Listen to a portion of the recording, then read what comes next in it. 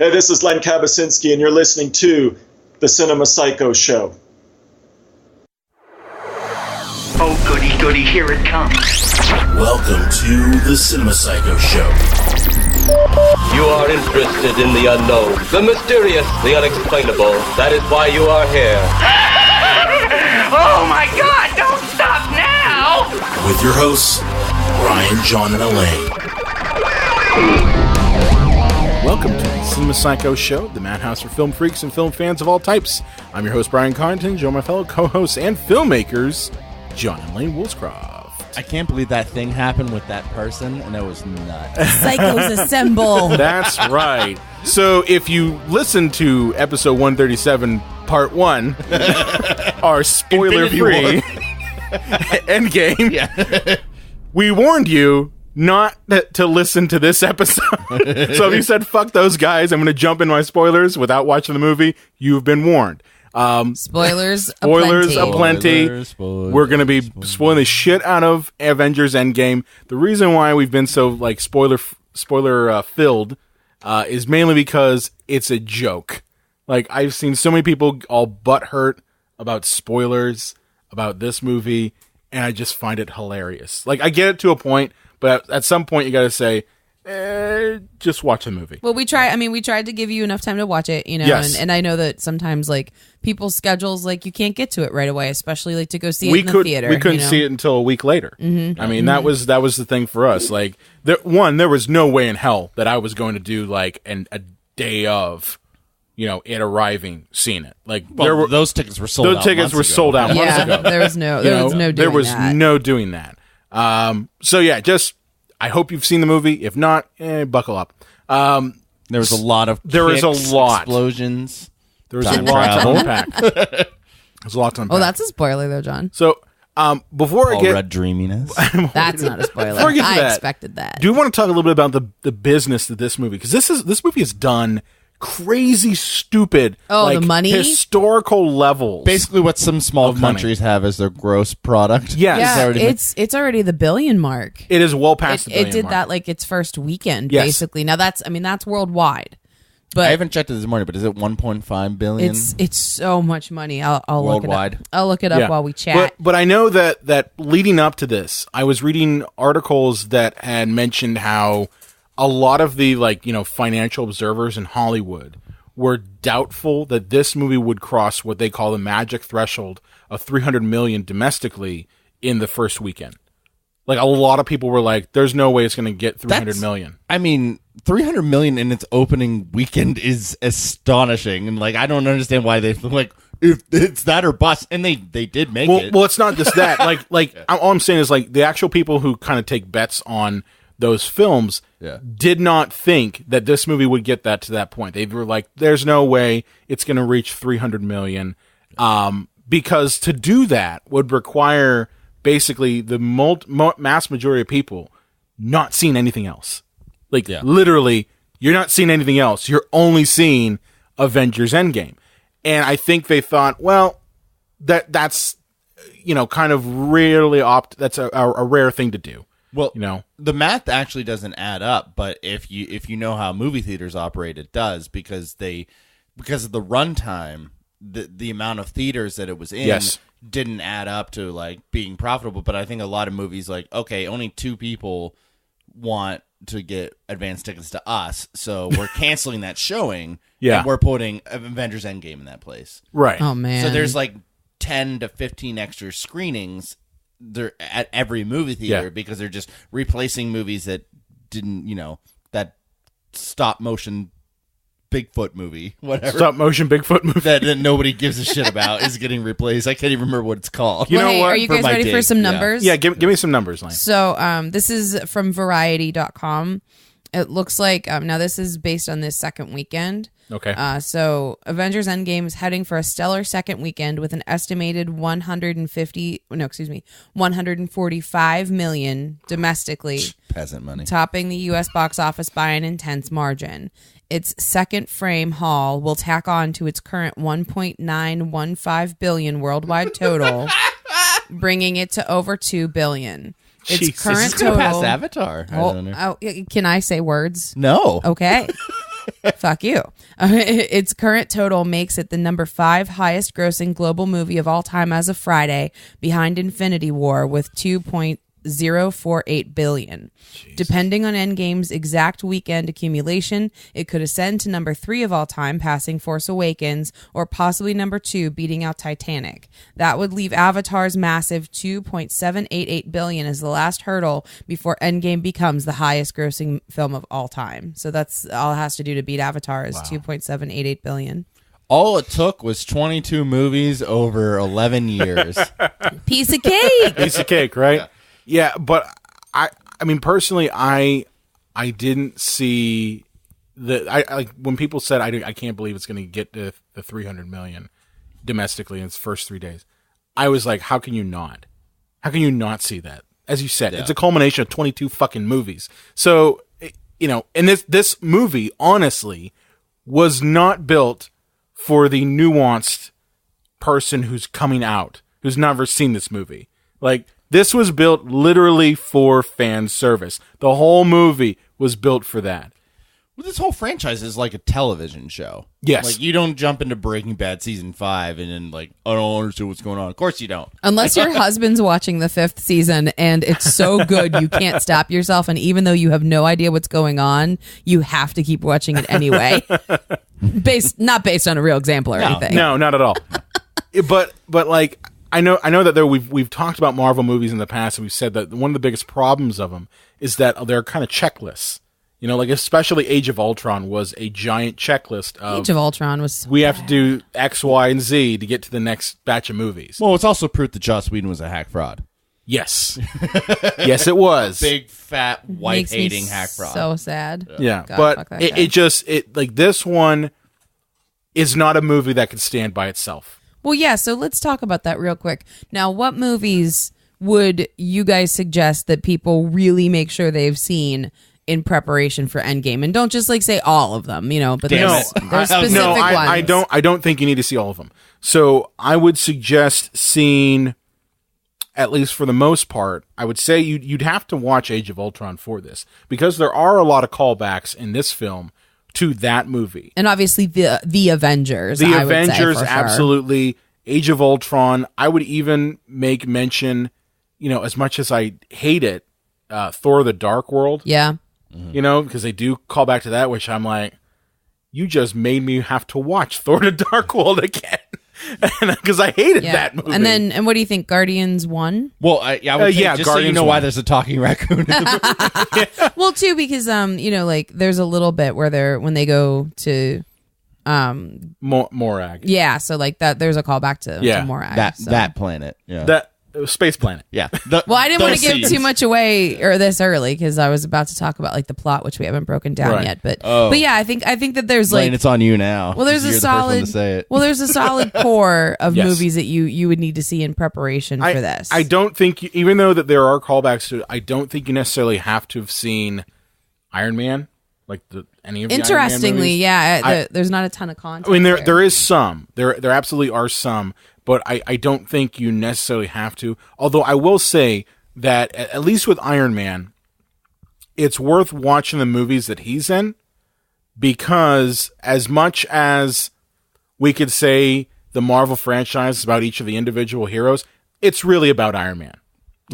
Honestly, it's like the X-Men movies. Exactly. They're about Wolverine. Exactly. and Avengers Endgame, for more or less, is a culmination of Tony Stark's arc.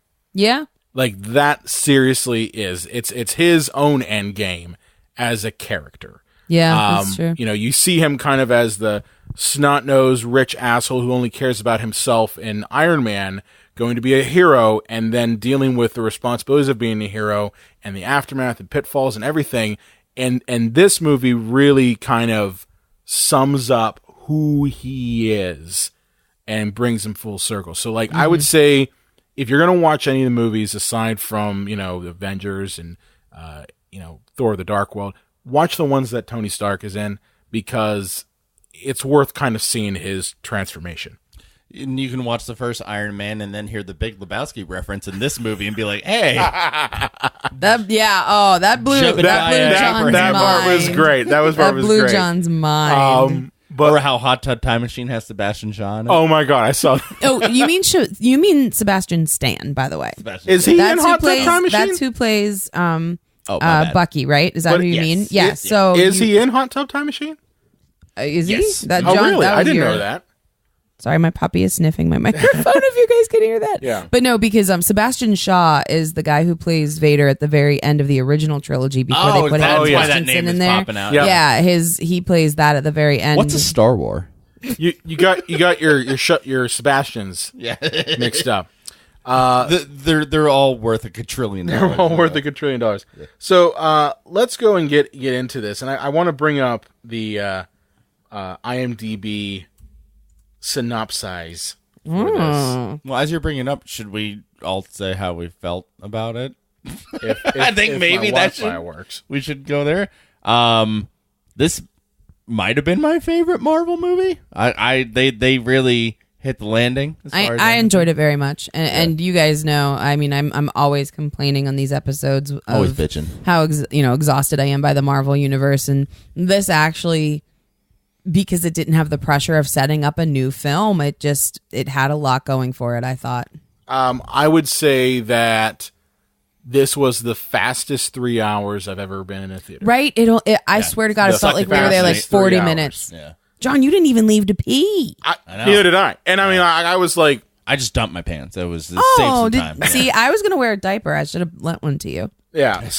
So like I honestly, when I saw the runtime, I was like, oh shit, that's gonna be like a Lord of the Rings type thing. And Yeah. and as much as I like Lord of the Rings, it's a slow fucking movie. Like the whole series of movies are very slow. It's true. Look, Ian McKellen, he's just not. He's moving slower. Right, but what I'm saying is like they're paced fairly slow. Even their action scenes are for the most part fairly slow paced, and that's just the series. So going into it, I thought it's gonna be one of those. But honestly, there was never a time where I was bored. There was never a time that I said, that scene really didn't need to be in there. There was never a time that I wasn't engaged in the film. And that is the hallmark of a good movie. Not even talking about any of the story or anything like that. If I am locked in the movie and I am not thinking about the time, that right there is the hallmark of a good movie. So it is for me too, Brian. Now for this one, it felt like about 40 minutes because it was 3 hours. Yeah. But for me, for a normal movie, it usually feels like 20 minutes, and that's how I know. Like I've, when I can feel it start to wind down, and I'm like, oh. Well, they had a nice 3-act thing. Like Act 1 was mopey sadness. Act 2 was time travel. Act 3 was big war. there were well, I felt that there were honestly 3 different movies.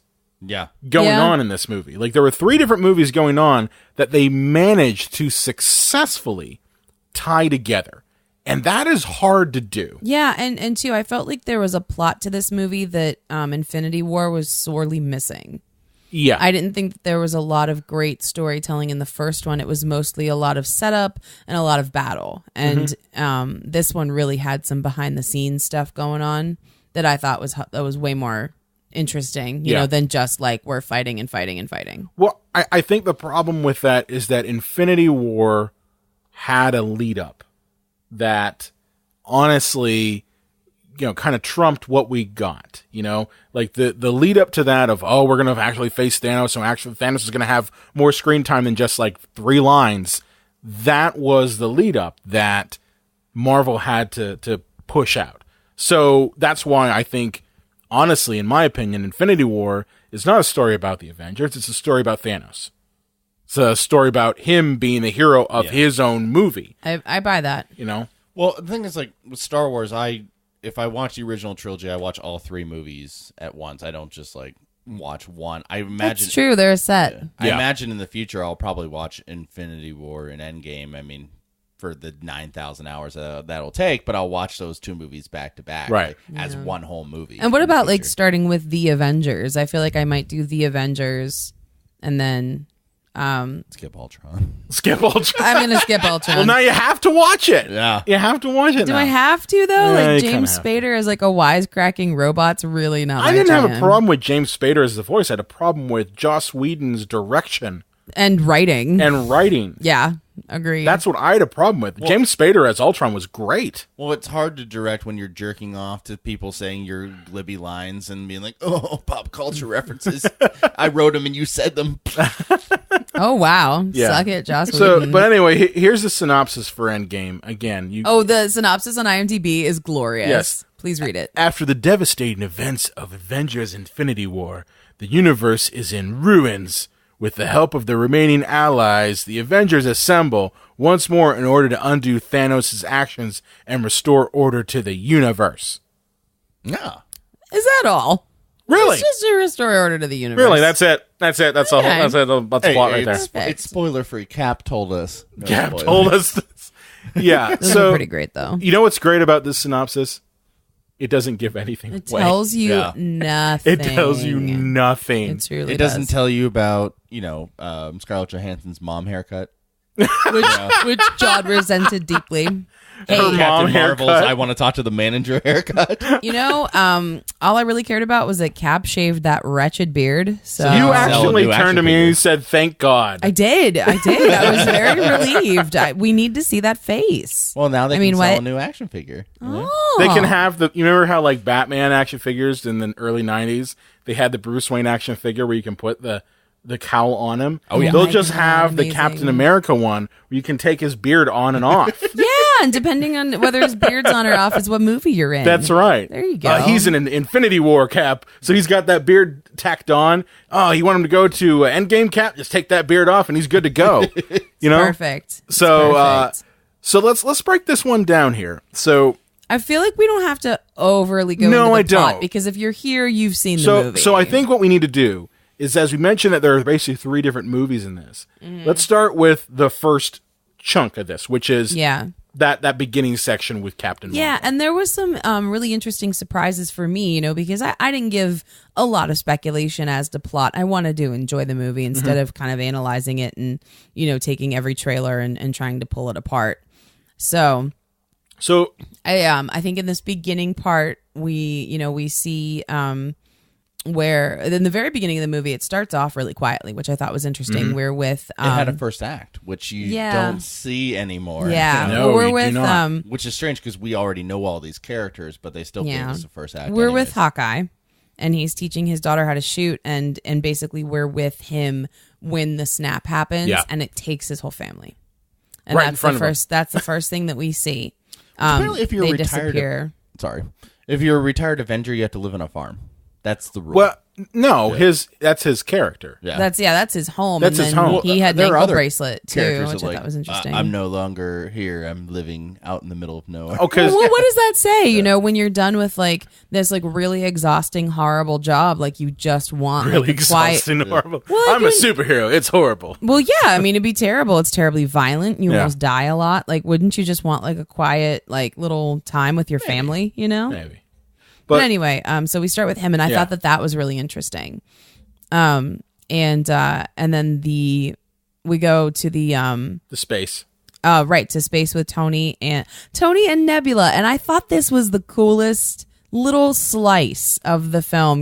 Where he's setting up like that like tabletop football game, paper football, and like he lets her win and is like very nurturing to her, and I feel like that was cool because it let us see a part of him that develops later on in the movie. Yeah. And it was just cool to see him like be nice to her, and like no one's ever really been nice to Nebula. And you want to talk about character developments, my goodness, like there's a lot. Yeah. She got there's a lot. number of what's interesting about the movie is okay, so spoiler alert, there's time travel in the movie. Woo! But what's interesting, I think, is that we are confronted with the old ungrown characters Yeah. from the previous stories with their fully fleshed counterparts, and Yeah. no pun intended in Nebula's case, since she's not a ton of flesh at this point now, but you really can see that contrast and that growth. Yeah. And that was one of the things that I thought was really well done Yeah. in this film, because we've seen where we've been and we've seen how far we've come. Yeah. Especially with some of the characters.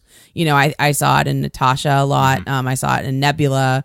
For the worse, I saw it in Thor. But like you said, Brian, we see the fully fleshed arc of being a human being of Tony Stark. Yeah. And then we justify $100 million movie to ride our way out of getting Tony Stark back to Earth when Captain Marvel shows up and guides his ship to Earth. Yeah, Tony Stark's in That's the deep. whole reason Captain Marvel existed as a movie. Tony Stark is in deep shit To get him out of space. Yeah, he's in deep shit. He's on the dead cruiser that he's in space with Nebula. He's about to die because the oxygen's going to run out. And then, just kidding, Captain Marvel's going to hear. I will say I had a few questions. I had a few issues with the film. I really thought it was a shame that they booted this whole Captain Marvel thing up for her to be in the movie for what, like a cumulative 15 minutes. She was not in Endgame a lot, and I did not feel like her. When they go back to Earth, they're like, hey, there's some like earthquakes and shit. Oh, we're going to go look at that, which never went anywhere. And then Captain Marvel's like, hey, I need to go look at something on Mars or whatever. I'm going to leave for 90% of the runtime. She just See you wasn't later. In the, she wasn't in the movie a lot. I didn't think it was worth it. To be fair, they filmed these parts before they even made Captain Marvel. Really? Yes. That's why the hair is different. That is why all that is different. It's because they filmed Endgame well before they even made Captain Marvel. I didn't think they did a bad job or anything. No. I'm just saying, like, they really did but ultimately, that's the reason why. Yeah, and I just feel like they made a big deal out of the whole thing with Captain Marvel when she was a very ancillary, like, almost forgettable part of Endgame. I think part of that is absolutely, I think that's a fault. They didn't want to have Captain Marvel do too much for fear that if her solo movie came out, which it did come out before, that it would flop. Oh. That's my guess. When they do things like this, where they kind of like, stick the tip in a little bit and then just don't do anything else. Just like, a tip. Just a tip. That literally is fear on the part of the studio. Dick fear? It's dick fear. Oh my God. No, I think you're spot on. You guys just did just the tip analogy, and it actually we talked works. about infinity cockring, okay? All I'm getting across is just that I think that Marvel was afraid of how would Captain Marvel be received. Sure. So because of that, they minimized her to a supporting role. Interesting. And I think that's fine, given that she's not, honestly, the focus of this movie. Right, and I'm not saying that she should have been, and I also really like Brie Larson, and I think she's great in this role. But like I said, I just feel like, you have to look at the marketing machine in addition to the film itself. Yeah. So, like, I think as a marketing standpoint, I felt like Captain Marvel was really pushed on us, and then for her to not have much to do with the movie, I just thought it was a little confusing. I also think that I don't know what she would have done in the plot. Yeah. Like the middle section of this movie, for the most part, is solely going back and revisiting older films.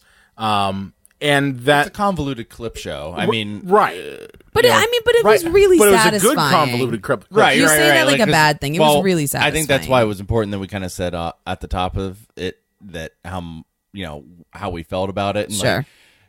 Because I feel that sometimes we can come off as negative because we're here to critique. Yeah. Sure. I loved it. I really enjoyed it. I had a great time, but obviously, so I don't want anybody to think I'm just being a dick. But like, here comes the critique stuff. Yeah, right. Of course. Well, let me go through this real quick. So what I found the most fascinating is so Captain Marvel saves Tony's life. The Avengers assemble, and they kind of just take stock of what's going on. Like, it's been like almost a month since the snap, and governments and fractions. People are really just struggling to get by. Mm-hmm. And then the team goes to the garden where Thanos has been hiding out or whatever, and it's interesting because and he's making soup. He's like grabbing rutabagas out of the yard and Space shit. Rutabagas. Again, he's a he farmer. Knows how to cook. Did you see him like sprinkling like the pepper in there? he's a farmer now, and he's in his like hut or whatever. My and name is Thanos, I told Brian doing a cooking show. I told Brian if it became a cooking show while we were watching the movie, I would never stop laughing. Cooking with Thanos. Food Network, Guy Fieri and Thanos. So this is money. That's money. Oh, of course, Fieri survives the snap. Iron Chef with Thanos. He's the only one from the Food Network that survives the snap. It's 24 hours of Guy Fieri. Oh my God. But yeah. Today's secret ingredient will be the Mind Stone. So the Avengers track him to this planet, and it's interesting because the only preconceived notion I had was I thought we would be battling Thanos this whole movie. And I think a thought lot of that people would did. be a whole thing. No, Thanos used the stones to destroy them, like just to destroy the stones themselves. Yeah. And then that was it, and it almost killed him to destroy them. Like physically, it almost killed him, and they like confront him with Captain Marvel. They finally have enough firepower to kind of shut Thanos down.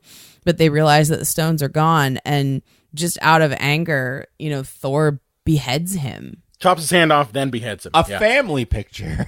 It was very surprised. I was very surprised by I loved this. it. And I was like, holy shit. Well, because you just threw us all for a loop, Marvel. And let me say this. If this was not Marvel and not they didn't make a quadrillion dollars every one of these movies, like this would be an R rating. Oh, yeah. They got a PG-13 because they're Disney and Marvel. And because they killed a CGI character. Yeah, there's decapitations, and later in the movie, Hawkeye, it's off screen, but shoves a sword through someone's head. Yeah. So here we are, and then I also found this to be surprising. After Thanos is dead, we get the words on the screen 5 years later. There is one thing though that you did miss. What did I miss? Iron Man has a fight with all the Avengers, including Cap. Oh yeah, he's always fighting. No, but this is where I get a piss fight. This was the callback. Fight. This was the callback to Age of Ultron that I say kind of have to pay attention to, because if you watched Age of Ultron and were like, this movie fucking sucks, why is all this stuff happening? The reason why is because Tony Stark since then has had a fear of Thanos and has had a fear of this situation happening, of being the only one left alive when everyone around him dies. And Infinity War was that fear realized. So we're getting, Tony encountering the people that honestly let him down. And he doesn't handle it well. So he's emaciated, he's, sick and dying and, at the point of death, and he just lets into Captain America. And I think it's great. Because it is him reacting to the worst possible scenario and then deciding, because he's deciding, I'm not doing this anymore. And going back to his ways prior to Iron Man. We're thinking only about himself. Yeah. Thinking about not caring about anyone. He's saying, I'm out. We lost. You guys were the fault of it. And, not take responsibility anymore. Well, he watched a 16-year-old love child die in front of him. Yeah, but that's what I'm saying. It's like it's the fear that we got exposed to in Age of Ultron realized, and it's seeing how you react to that situation. Well, and too, it's a big reaction to loss. Like we see how they all deal with loss in different ways. Yes. And for Tony, he was really bothered by losing Peter Parker. He felt so responsible for that death. You can see it throughout the entire film, and that's, I think. Well, he is responsible for exploiting a child for his own gain for the last couple of years. No mercy in this wow, one. You are merciless. Just really don't like him. Well, he had a piss fight with his boyfriend, Captain America, so he went and grabbed a 16-year-old kid and been like, yeah, you're going to be a superhero now? So that I could win my fight with my boyfriend, and then we'll have kissies. Listen, you aren't going to convince me that Civil War wasn't annoying, because I couldn't get through it. I actually like Civil War. Lane hates Civil War. I know you guys didn't like Civil War. I like Civil War. I liked it all right. Now John Lane liked it. I hates did not. Yeah. But yeah. So anyway, as you said, we flash forward 5 years, which I'm just like, what the fuck? Like, yeah. Really? Well, when they killed Thanos, I really wish they just run the roll credits. That would have been incredible. Yay! We got him! That would have been incredible. But, it takes a lot of balls to be able to do that, because, as you said, everyone thought this whole movie was going to be nothing but battling Thanos and the Infinity Stones again, and I think if they did that, they still would have made a shit ton of money, but I don't think it would have been nearly as good of a movie. So for them to go kind of introspective on it and pick up with our heroes 5 years later, 5 years of living in a world in which they failed and are That's dealing interesting, with, isn't it? And dealing with the results of that failure and seeing how each and every one of them kind of copes with that. Cap's in a therapy session, like group therapy with a bunch of survivors. How to move on. Black Widow's trying to keep kind of some semblance of the Avengers alive by working with Okoye and War Machine and Rocket and all those people, and just trying to be like keep some semblance of order alive, because that's all she has to keep her sanity going. And gets a much better haircut. Yeah. AKA her hair just grows out. Yeah. You know. She has red highlights in it. It's nice. That's not red highlights. That's her hair color.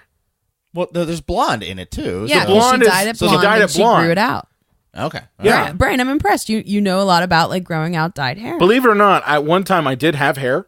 Yeah, you did. I did. believe it. I had hair at one She's time. been a brunette, a redhead, and a blonde. So No, she's always been a redhead. Just No, redhead. in Iron Man 2, she was a brunette. Iron Man 2, she was a redhead. Was that? Would you call that? Listen, red? I'm That not was red. Dark. It's very dark. You know, Red. John, I'm not sure you can be counted because you're not usually looking at her hair. So What am I looking at? her ass. No, I'm looking at her boobs. No, you're not. You're always looking at her ass. Her boobs are not as good as her ass. Oh, Natasha. No, seriously. So they've been running these movies on cable. Yeah. And so the first Avengers was just on cable, and I was just like hanging out watching it. She comes on screen, and John was like, "Oh." Or I thought you were going to say she comes on screen and John's like, I got to go to the bathroom. Yeah. No, I gotta go to the bathroom. no, John Don't just, bother like- me for an hour. He just like audibly moaned. He was just like, "Oh," and I was like, "Excuse me." Yeah. And that's what he said. He's like, That was your id coming out right there. Whoops. Whoopsie. the worst. And you went to the bathroom for an hour. I became cockeyed.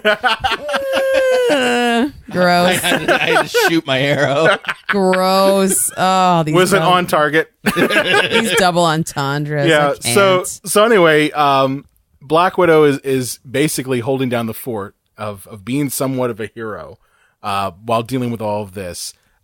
Tony Stark has gone on and had a family. Oh yeah, Like he really took to heart the "I'm out" game. Like yeah. literally just said, "I'm fucking out." Moved into a farm, a log cabin with To Pepper. a farm. A lake Moved to a house. farm. It's a It's a lake house. lake It's not house. a It's not a farm. It's a farm. lake house. He has know. Wi-Fi. Of Unlike course. Hawkeye. Of course, the man has Wi-Fi. He's Tony fucking Stark. So he's living with Pepper. He's got a little girl, adorable. Played by the cutest child Literally. ever. Oh my god, her tiny little voice and her Yes. sweet little face. She was so cute. And at the same time, you also have Hawkeye, who has gone the exact opposite way and lost his Yep. fucking shit. He's lost his mind. He's He's hunting down the criminals, right? Criminals. The Hakuza from Fast and Furious Tokyo Drift. Well, Oh my God. He not only does that, he murders like all of the cartel people in Mexico. Like slaughters them. like to the point where like War Machine was like, "This is I couldn't even look." And at that's it. just funny because the man's name is War Machine, and you're like, War Machine saying this is too much? yeah. So So at the same time as like Tony's playing Little House on the Prairie with his family. Mm-hmm. So we see a storage unit where the van from Ant-Man has been stored. yes. And this is amazing. A rat like turns the machine back on after all this time. Who would have thought that the and- savior of the universe was a fucking rat? I mean, Yeah. nobody thought to like hit that button before the rat. Like, Nope. what's this do? Why would they? I mean, like they just found an abandoned van and it was put into storage, and so Didn't anybody open the back and were like, is that a quantum generator in the back? yeah, John, because people know what that looks People like. know what quantum generators are, right? So anyway, a rat basically brings Scott Lang back from Rudd. the quantum realm. Yeah. So this is my moment where I say, "Oh," because Paul Rudd is just so freaking cute. He's always been He's cute. adorable. He's always been cute. He does and, not age. And yeah, and I wish that he had like not had a shirt on in this movie because it would have been nice. But Avengers 2, not Age of Paul Rudd. unaging Paul Rudd. But so then we get a little bit of his perspective because we find out later that it felt like he was in the quantum realm for about 5 hours, Yeah. and 5 years have passed because time is different in the quantum realm. So he kind of goes through San Francisco and figures out what's going on, and there's a memorial to the vanished. lot of And- and that was a beautiful. Yeah, him shot. looking for Cassie's name. Oh my god, Well, that not was just amazing. that, just showing like Yeah. again our reaction to that type of scenario is to build memorials to that. Yeah, Like, it was that's a true. beautiful scene to see in terms of just cinematography. Even before that, like the set design when he's going through that neighborhood and all those garbage is everywhere because there's nobody to collect Missing it. posters everywhere. Yeah.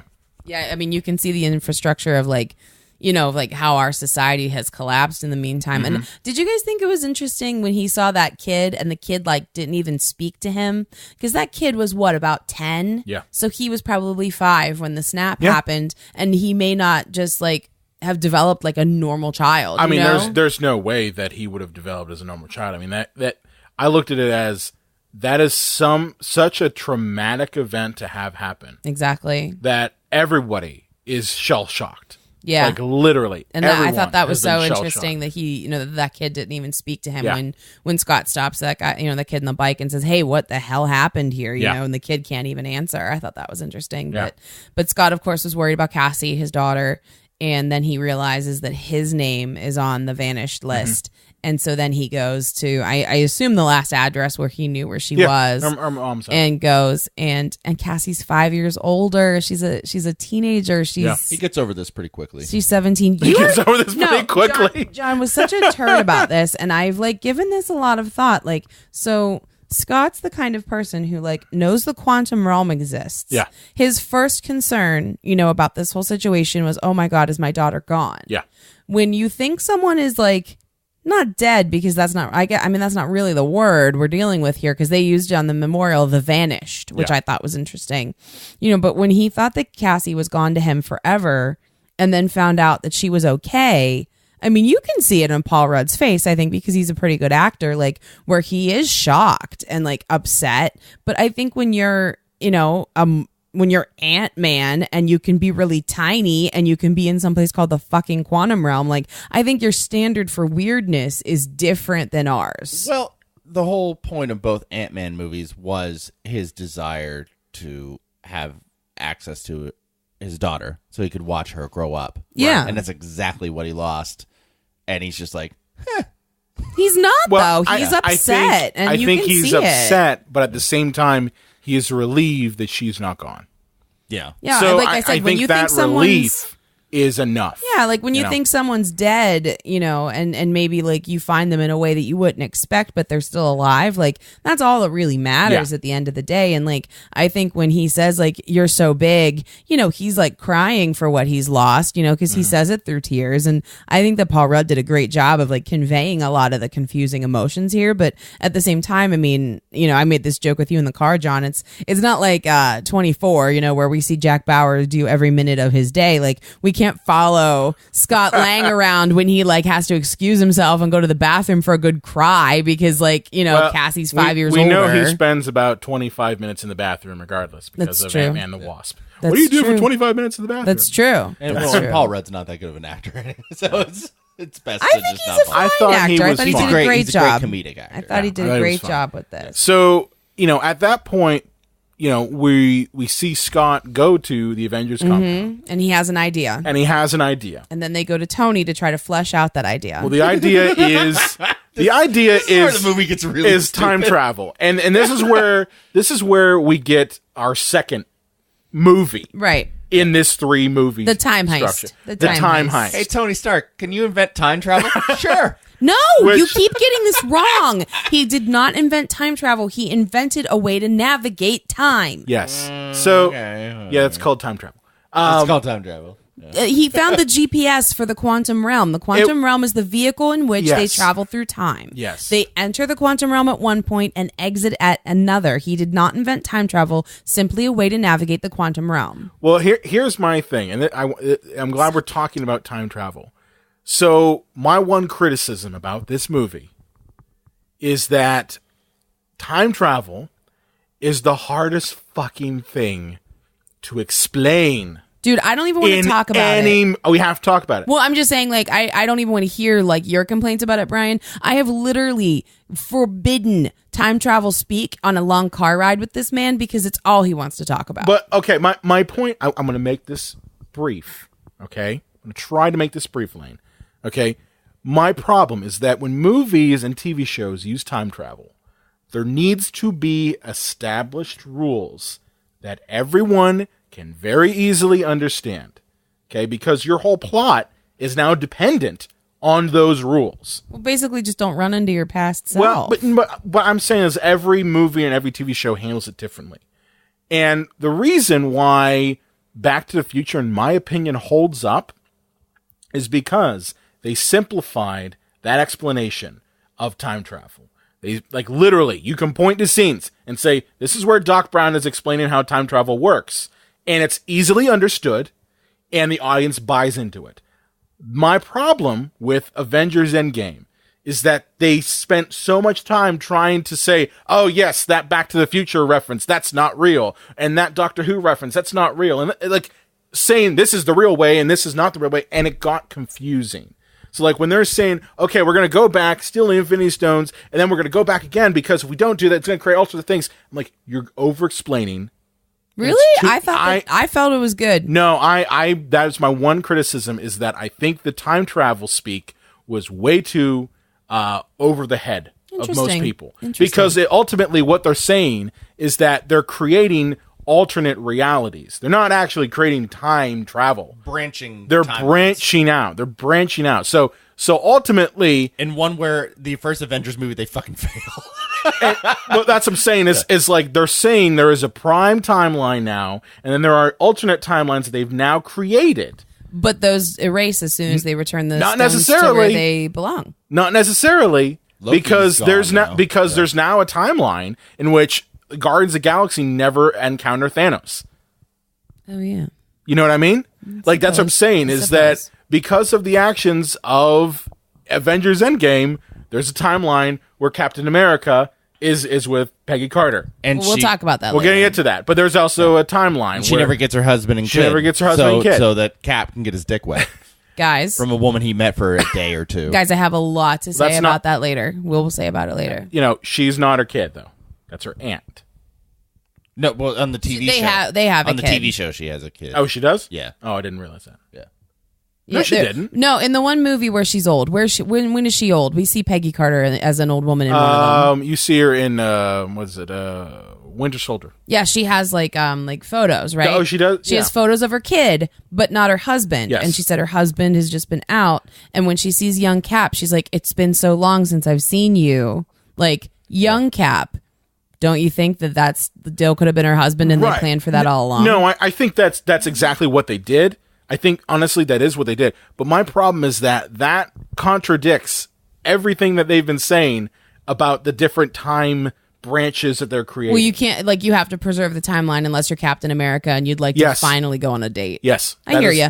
Lose his V card. But regular Captain America was still out there doing Captain America things, just, Steve Rogers got to live this quiet life with the woman he fell in love with. Right. Narratively, I don't We're have so a problem far with ahead. it. This is so annoying. Narratively, I don't have a problem with it. My point is that the one fault I will give this movie is that they didn't properly explain time travel in a way that the audience can get.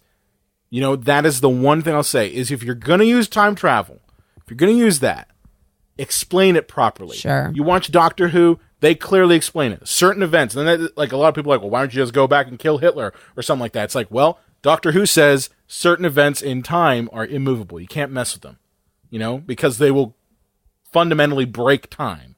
Okay? And there are episodes in that series where that happens. And it's explained. It's understood. Back to the Future, you mess with something in the past, guess what? That's going to reverberate down to your future. That's clearly understood. Whether that's true or not, I don't know. I mean, this was just a different take on it, where it was saying you have to preserve the master timeline. I just thought that it was a little over the head of the audience. I thought that it could have been easier understood if they just broke it down and not tried to ram home a bunch of scenes in which they're trying to say, oh yeah, Back to the Future is not true. This isn't true. It's this way, Well, basically, time travel is the most complicated get out of jail free card you can use. Oh, yeah, absolutely. Right. But I liked it, in this case where they're saying, okay, it's like a time heist. Yeah. I liked how they kind of put a different spin on it and made it something a little new, Well, that's pulled from Doctor Who. Oh, really? The term time heist is pulled from Doctor Who. Is it? Oh, Yes. that's funny. Yeah. I'm not familiar with Doctor Who, so I didn't You know had that. mentioned they went to Tony Stark because, they went to Hulk, who is... Professor Hulk. The Hulk thing has been very polarizing. I've seen. like I Professor liked Hulk. it too. Well, apparently the internet's very thirsty for Something. Professor Hulk. Hashtag I would hit it. Well, I just kept. Here's the thing. I kept thinking. I'm like, so does that mean Professor Hulk banged Black Widow I don't think so. in the 5 years? I don't think so. Oh yeah, they met up. Hey, she was way too pent up. No, to be. my guess is they had a relationship immediately after, a grief relationship, and then ultimately it didn't work out. Maybe. She had the mom haircut. I think he's. She had a mom haircut. She got the greener, and then John? she grew her hair out because she's like, I'm free now. John. Yeah. Greener is green wiener, isn't it? Yeah. Oh yeah. Mm-hmm. She got that incredible bulk. You know what I mean? Wow. Hulk smash. Hulk smash. Oh my God. I don't think so. I think that he was spending the 5 years working on being like the mix of the two. I thought he was like a little too glib, like when he was like, what was that? Was the kids doing? Dabbing? Was he dabbing? I don't know. He did dab. At the end. I thought that was a little much, but These movies, overall. the tone, they're very fast and loose with the comedy. Yeah, and, well, overall, I liked See, the new Hulk. I 'cause I thought it was actually very liked it. funny. Well, I thought. Oh, go ahead. yeah, but so they go to him and he's like, well, I can't really do time travel, so you guys should go to Tony Stark. And he's like, I don't really want to do it. Come on, Tony. Okay, I'll have it figured out by after dinner. You're being very glib. That's not how that worked. That's They not went how that they went to worked. Tony, and Tony said no way in hell, fuck you. Go away. You can stay for lunch if you don't talk about work. Then they went to Hulk, and Hulk was like, it's not really my expertise, but I guess I could look at a few things. Yeah. And then on his own, because it was bothering him in some undetermined amount of time, Tony figured out not time travel, but how to navigate the quantum realm. Yes. In his farmhouse after dinner. Whatever. He has that like hollow Listen, he's Tony board with fucking Stark. Friday. He's going to do that. Okay. This suspension of disbelief, John. Yeah, Okay, I come mean, on. of all the things to have a problem with, like let's not nitpick at this. That right there is your one issue. Tony came it's up not with, like, the fact that fancy you've got a GPS. talking fucking raccoon in it. All right, guys. In Batman Begins, they spent the first hour of that movie showing him learning how to fight in the mountains. Oh my God. They should have showed like Tony Stark like doing like a montage of like all his failed It's a montage. like experiments. No, because we did that in Age of Ultron, and it was a pointless scene. Yes. Yeah. I liked Okay. that they really And this got movie's to 3 hours. I guess And this we movie's need to- 3 hours we long. need to I move like it that they along. got to brass tacks on this. All right. So he yes, figures it out, and so then they they're need to assemble. and they're assemble. running experiments with Hulk, and like they're just not quite getting there. And Tony has figured out like a very like important element to navigating, so that what was it? So that Lang passes through time, and time doesn't pass through Lang. Is that how he 'Cause put we it? get, like old Paul Rudd and baby Paul. That was That a part great was hilarious. scene. Oh my God, that was so funny. There were so many good one-liners. Like when Natasha says, I get emails from a raccoon, nothing seems weird to me anymore. That was a really great one. And then when Scott my said, pants. I peed my pants, but I'm not sure if it was old me or baby me or me. That was so funny. I mean, there was really Yeah. good lines in this. Now, the one Avenger we have not yet really talked about is probably, I think, one of the most divisive characters in this, Ooh, yes, I know and what that you're is gonna the say. portrayal of Thor. yeah. Yeah. Which I loved. I loved it. Yeah, so like I said, seriously they're loved assembling and they have to go to New Asgard. Yeah, New which Asgard. is in like It's Norway. Norwegian. Yeah. Oh, okay. Yeah, and so Who- they go there. According to Lady Person from That Ragnarok. is Valkyrie. Valkyrie. Yeah. Valkyrie. She's like, Lady person. yeah. I didn't like Valkyrie, Ragnarok. played by the amazing Tessa Thompson. Yeah. She's like, yeah, he's like a drunk and he won't talk to you. Yeah, and like, okay, so it. people are upset because like basically what's going on with Thor is that he has PTSD. He is mentally ill, and kind of he let himself go. He drank a lot of beer, and when we see Plays Thor, Fortnite. they disagree with you on they that one. CGI'd his body to So that was to makeup. be That was like, practical. was it practical? I think part of it was practical. Yeah. Ooh, so like, but the joke is, Thor, the God of Thunder, is fat. Ha ha ha! Like he's fat. I'm gonna disagree with you. With about what? Tony Stark has post-traumatic stress disorder. Thor has severely depressed. Oh yeah. Oh well, I mean, I'm just saying like that was like from the internet. Oh, That's yeah. not necessarily my Yeah, I personal don't think opinion. he has PTSD. No, I don't You don't think think he has PTSD from No. killing Severe Thanos? depression. They thought he had PTSD from killing Thanos. That was one of I the think articles he I is read. dealing with guilt of failure. Yeah, I and, think like, he depression. is seriously. His symptoms are more depression than That makes sense. PTSD. Well, and too, I mean, like I can kind of see both camps. Like his state is played for laughs because it's like, oh my god, Chris Hemsworth that has this like insane body. He's like fat now, and like, haha, it's fun. It's supposed to be funny, and it's played for jokes too because he's like kind of drunk all the time, and it's He's got his buddies playing video games. yeah, they're playing Fortnite together. Somebody was like, Hey, noob! This is Thor, the God of Thunder. I will come and fly over to your ass.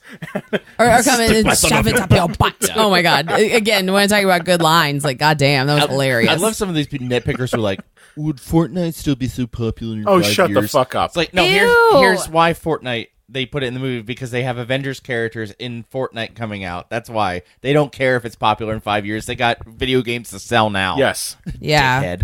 Dickhead. You're being sold to. It's a giant commercial. Get over it. You want an Audi? Yeah. Audis for sale. Yeah, seriously. So anyway, I mean that is the concern on the part of the internet, that his mental state, has been played for laughs. I mean, I can see where we're coming from. I think it's good that we're talking about this stuff because being, May is Mental Health Awareness Month. We should be talking about this stuff always. And, and I think the conversation it sparks was good. Mm-hmm. But at the same time, it's a Marvel movie and he's, not... he's not real, guys. Like he's not real, guys. It's not the most progressive comedy, I will admit, because I'm not usually a big person like for fat jokes. But the contrast of like he's literally a god and he drank so much beer that he has a gut now. Like it is supposed to be funny. Here's why I loved it. I loved it because Thor is a character that has always been, in my opinion, up until about Thor Ragnarok, one-dimensional. He's been a one-dimensional character. Thor the Dark World, even the first Thor, he was just a one-dimensional character that really didn't add much to it. And it wasn't until Taika Waititi basically got involved and said, you know what? We're going to play into the goofy nature of Thor and make him more comedic. And I love that. Oh, yeah. And I think that also on top of that, Thor has always been pushed up as like, he's the king of Asgard. He's the god of thunder. He's the hero we need, blah, blah, blah. He's one of the most powerful Avengers. And to see how he reacts to utter complete failure, though, his whole race of people has been reduced down to a village. Mm-hmm. Okay. Mm-hmm. Everyone he knows is dead. His dad's dead. His mom's dead. His brother is dead. He watched him die in front of him. And the guy who killed his brother, he can't even get revenge on him. You would think cutting off his head would bring... No, he can't even do that. It didn't make him feel better. So yeah, he's going to fall into complete and utter despair and do what, is the exact opposite, which is to be selfless. Yeah, well, and too, like, as a character who was selfish, was so obsessed with perfection, yes. It's interesting to see Thor be as about unperfect as you can be, to be human. He kind of, tapped into a more human aspect of himself by being, succumbing, I guess, to this complete failure. And I thought it was great because I think if you just had him brooding all around for 5 years, it would seem unrealistic. Yeah, I agree. And yeah, he was played Zack for Snyder didn't direct this. No, but I'm just saying, like, he's played for laughs, but I think, part of his arc is, reconciling with his failure. That is the thing with Thor is reconciling with his failure, realizing that it's okay to fail. It's just how do you get back up? How do you get through it? And by leaning on your friends. Russo, teaches him. Yeah. Okay. Yeah. Rene Russo teaches him. Oh my God. But, and by leaning on your friends, because, Hulk, I know Hulk was there to get him like for the assembling of the Avengers, but Hulk was also there as a friend. And when he saw how bad things were, he was like, look, like we can do this. You can do this. And it's a good parallel to Thor Ragnarok, because in Thor Ragnarok, Thor was the one trying to help Hulk. Right. And, and like I said, I mean, was it perfectly executed? No. I mean, can I see some of the problems that people are talking about? Yeah. But at the end of the day, it is a Marvel movie. And, I'm not sure that we have the same exacting standards on certain issues as we would for other things. So all our Avengers are assembled. You know, Hawkeye, Black Widow grabs him from his murder spree. Yeah. And in Japan. And they come up with their plan. And the time heist is to basically go back to certain points in the Marvel Universe timeline and acquire the Infinity Stones so that they can then create their own gauntlet that can undo the snap. That's ultimately what it all comes down to. So they're all... Because all they want to do is bring everybody back into the real time that they're in now. Yes. They don't want to undo the past 5 years. They just want to undo, half the universe's population disappearing. So that's what they say. Like that, I think that's why they describe it like, don't worry, it won't affect our timeline. We'll just bring everybody back so Tony Stark doesn't lose her daughter. Or. Yeah, because here's the thing: if they just said, "Let's go back 5 years," and all that stuff, their timeline would cease to exist. Well, and two, I thought that this was also for practical reasons because let's be frank, they tried to fight Thanos and they lost. Yes. So why would you go to try to fight Thanos again? Just take the wrong and right it rather than trying to change how the past has been, transpired. Although I will say that this does present a little bit of a problem for future movies because you now have half the population that lived through 5 years of hell. They're 5 years older, whereas And the people who the were people gone came weren't. back Well, we'll see how that plays out, I guess, in the next Spider-Man movie, because Yes. I have a feeling they'll have to mention it, Yeah. Well, speaking of severe post-traumatic stress disorder, can you imagine I've lost 5 years and I technically died and I was brought back by magic? You're all fucked up. You're all But fucked up. everybody knows who Thanos is in this world, Yeah. so it's not like it's real uncommon to know exactly what's going on, I suppose. So they break up into teams, and a portion of them go back to the Battle of New York because the first Avengers movie because they realize they can get the Tesseract and they can also get the Mind Stone there And the Time Stone. and the Time Stone because all three are there. Yep. So I think that's Captain America, Hulk, Ant-Man, Tony and Ant-Man. and Tony. They all go back to that time in which. Some great moments Some in here, fantastic really moments. funny stuff. And I don't want to go through the whole section. Yeah, 'cause no. This is the bulk of the movie, but You saw it. You saw it. Yeah, Captain America's ass and all that good stuff. Oh, the those best are line. great Oh, lines. such good Yeah, lines. that is America's ass. Because it's what's nice is you realize that that Captain America has eased up a little bit. Yeah, well, again, you get to see them confronted with their past selves, and you can see the growth. And I thought that was such a cool way to show us how far we've come. I really did enjoy that. So we get Avengers 1, Guardians of the Galaxy, and Infinity War. That's where they travel. Yeah, Yes. pretty To much. those three movies. I mean timelines. Those But three I said, I didn't mind, the clip show aspect or the fact that we were going back to other movies because, like I said, we've come a long way and this has been a decade in the making and we're definitely somewhere different than we've been before. It's really cool. Well, They go get ahead. they get all the stones. They come back. Now Thanos in 2012. You're missing a couple deaths here. Okay, well, we don't want this to be 9 hours. No, I don't. I just think that one death is important to mention. Yeah, we should talk about this. So, what's that planet called? Vormir. Vormir, that's it. So, Guardians of the Galaxy. Guardians of the Galaxy. so Nat and No, that's Morag. Nat and Hawkeye go to Vormir to find the Soul Stone. Yeah. And they didn't realize what the price was for the Soul Stone. They encounter Red Skull. And again. someone you have to sacrifice someone that you love.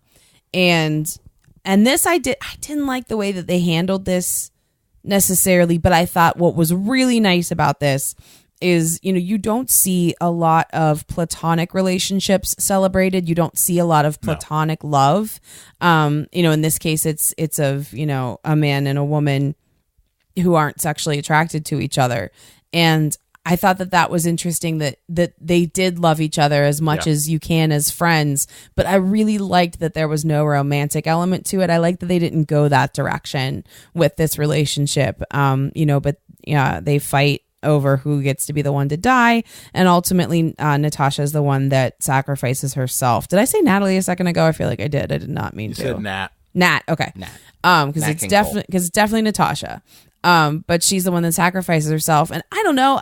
Maybe this would have been too sunny or perfect, but I thought the fact that they were both so willing to die for the other, I thought maybe that could break the Soul Stone curse and like neither would have to die. Like No. I thought that would be nice. Well, there was a huge problem of them both trying to kill themselves. That's not a sacrifice. Like, you have to sacrifice someone.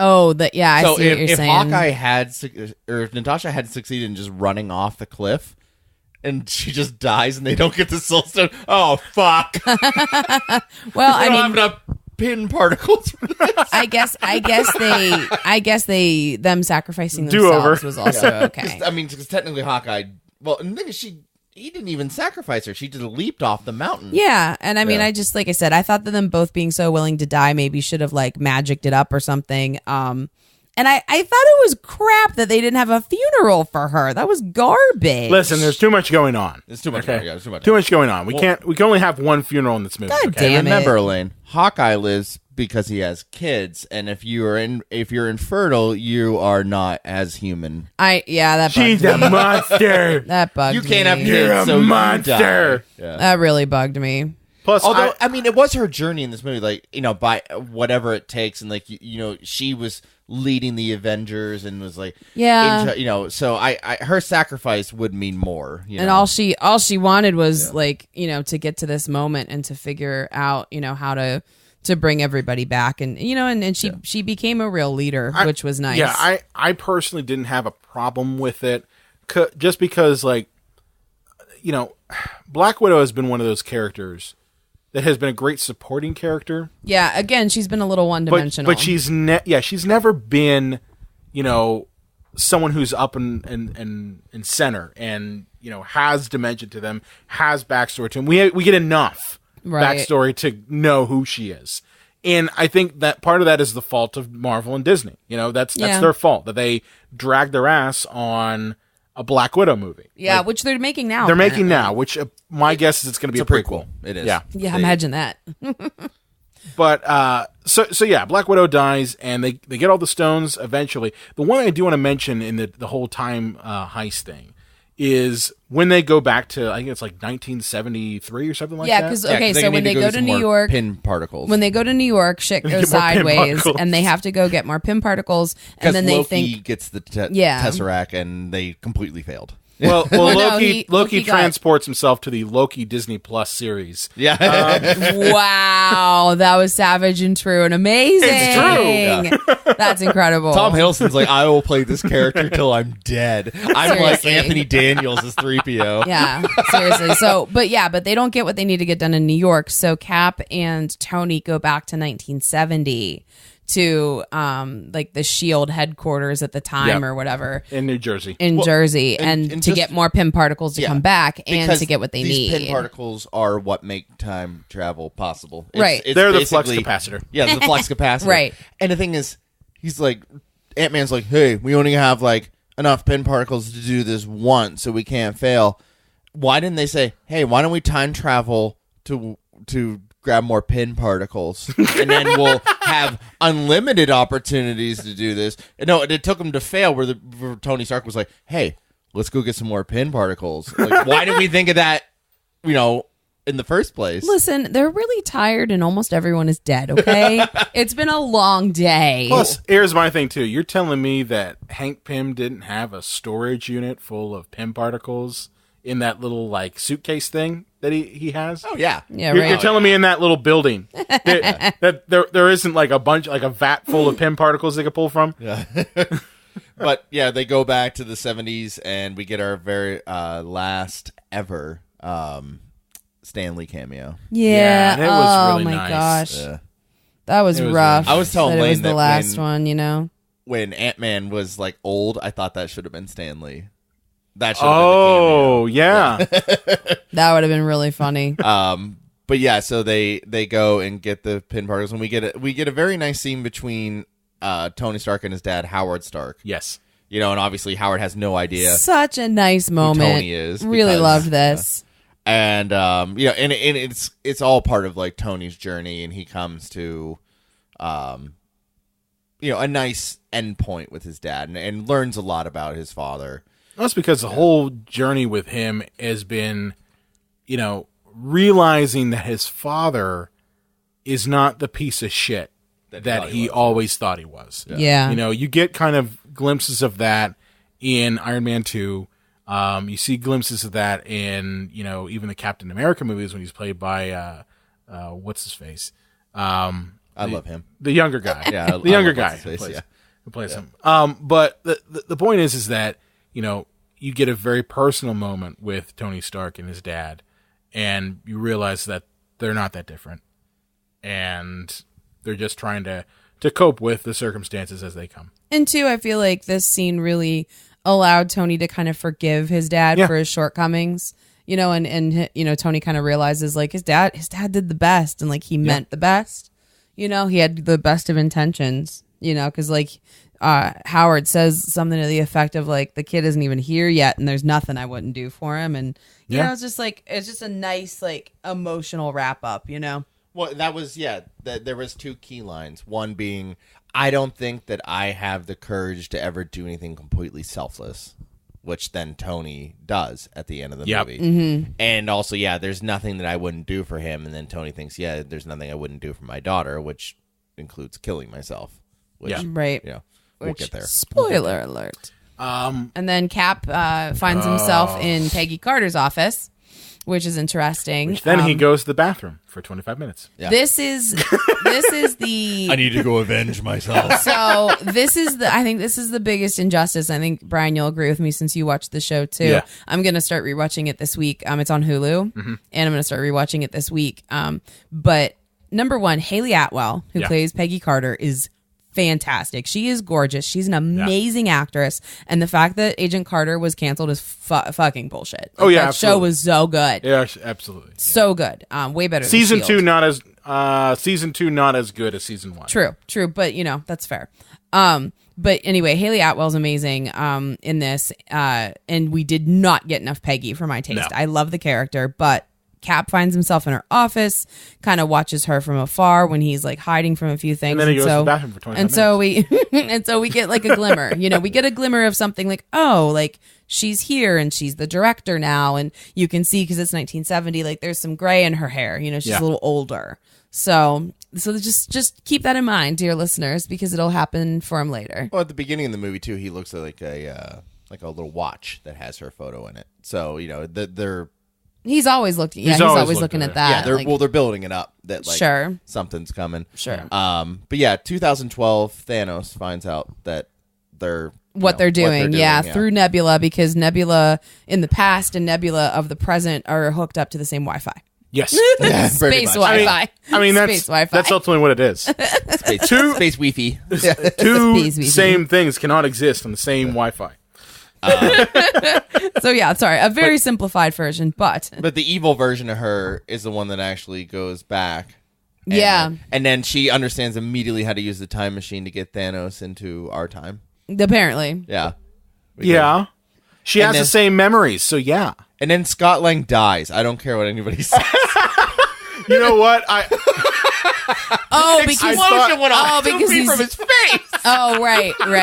No, okay, Scott Lang does not die. Oh my god, I thought that too. He doesn't actually die. They just okay. So no, you're jumping ahead. So by pulling them through into the the timeline of now, Thanos starts attacking the Avengers. You're forgetting one thing. They did the snap. They did this. Oh shit! Yeah. They did the unsnapping. They did the snap. So they come back from time. There's a lot going on in this movie, guys. They're all a little upset because Natalie's dead, or Natasha's dead. See, I call her Natalie too. I know. I didn't mean to. And I know her damn they name. decide, Nikki's dead. After a minute of mourning, they decide, okay, well, we got to go do this unsnapping, or else it's all for naught. And we also missed the whole Doctor Strange stuff, but I'm not going to get into that because this movie's already too jam-packed to begin with. So and I do like Doctor Strange. You did. If you're listening to this and you didn't see it, what the fuck's wrong with you? So they build this Iron Man Infinity War gauntlet, okay? Which is bullshit. Because here's the reason why it's bullshit. Because Thor's little elf person, not really an elf, big elf, okay? Dwarf. Giant Peter Dinklage. Right. Needed special metal to make the John said Infinity this too. Gauntlet. You guys are such okay. Bullshit. So like, you're gonna tell me that a human being's nanotechnology is stronger? Well, Brian, strong enough him to and hold Hulk it? looked at it for 2 minutes, so that's right. It's strong enough now. Well, I mean, I have an opinion about this too. What is I'll be your brief. opinion? I think what they're saying is, in other worlds and other realms, they do have access to magic, but that's not here. And that what they're saying is that like science is kind of the science and technology is the modern day equivalent to magic. That's what I think they're saying. I don't. I'm sorry. Well, Are you calling shenanigans? that's I'm what calling I think they're saying. shenanigans. I'm calling shenanigans because of one simple fact. That metal literally is forged in a giant fucking star.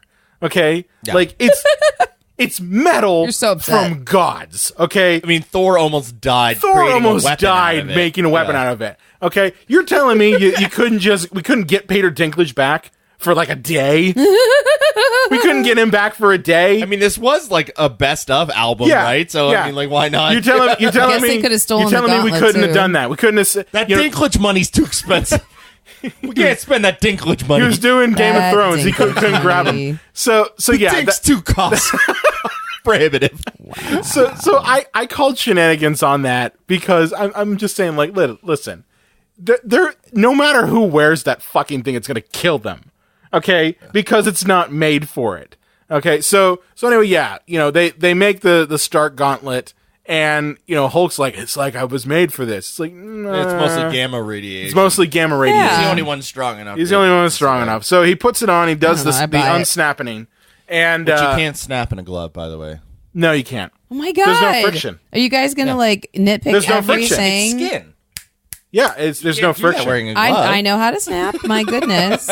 So the point is he does his unsnapping, and everyone comes back. And at the minute that everyone comes back, Thanos has come through the quantum realm. Yeah, and old Scott Lang's like, hey, I see birds. And I see birds, and then That boom! means everything's okay. And then an explosion Boom. comes up in his face.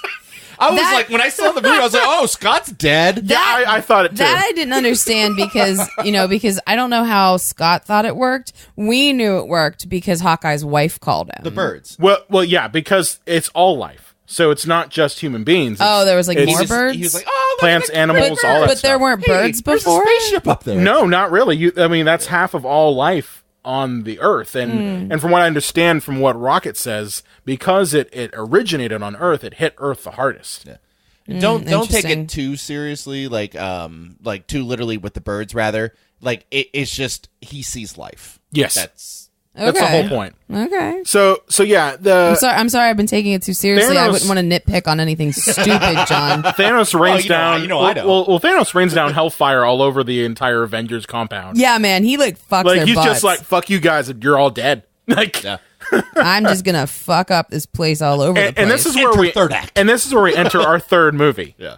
yeah. This is the battle that This we were is waiting the battle on. we were waiting for.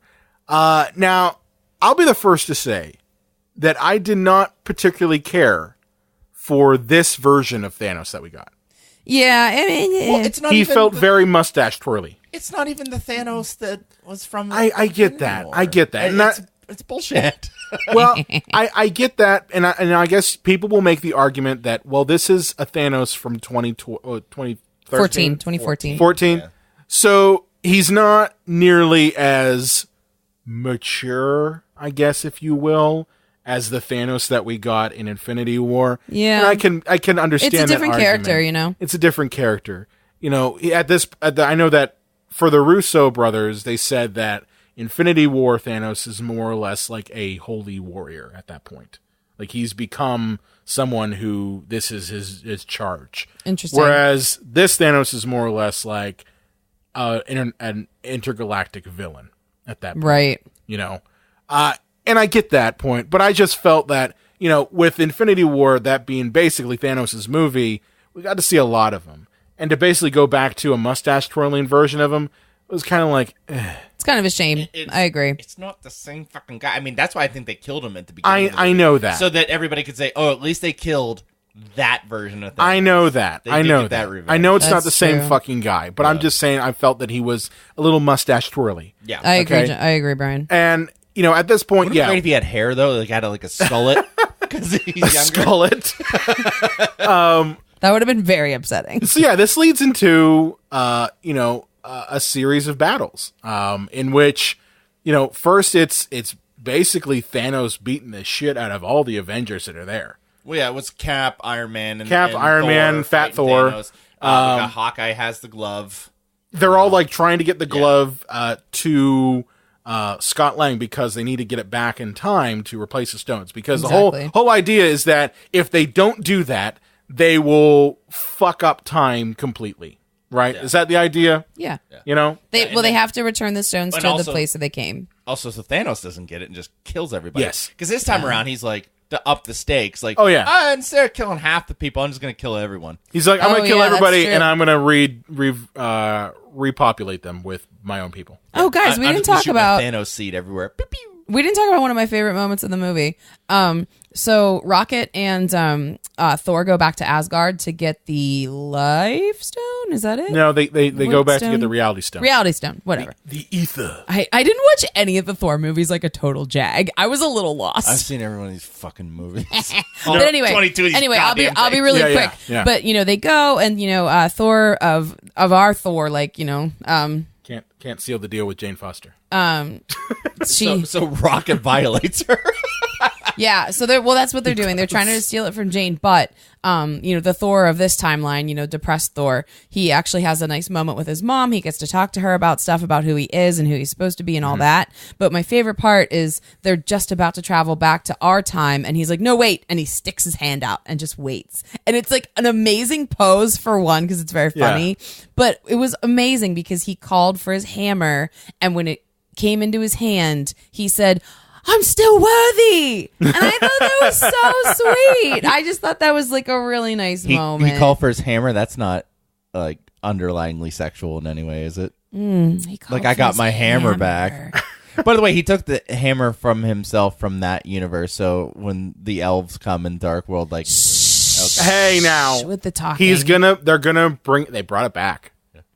Yeah. So Okay, they anyway, brought it back. but that's an important part of the battle because when they're battling Thanos, Thor has his hammer as well, and guess who gets to wield the hammer? Captain America. I would totally watch the Chris's Roderick Crawford. Oh, no, Captain handling America, each no other's Brandon hammers. Guy. By the way, just make it happen, y'all. By the way, hey, Natalie Portman, that you get $1 million for one line of They ADR. they literally shot that. Like they shot that for now. I looked into it. It was all leftover footage, but the only thing Thought she so. did do is she did ADR, like when they're that shot from far away where Yeah. she goes like, "Well, I need to take a shit. Please leave," or whatever she says. Like, She doesn't say I need to take a shit. but that's ADR'd. Yeah. Okay. And that's all And she did for it the movie. That's cool. I thought that would have been leftover footage. There's no way they would have called her in. Where was just for Kat that. Dennings?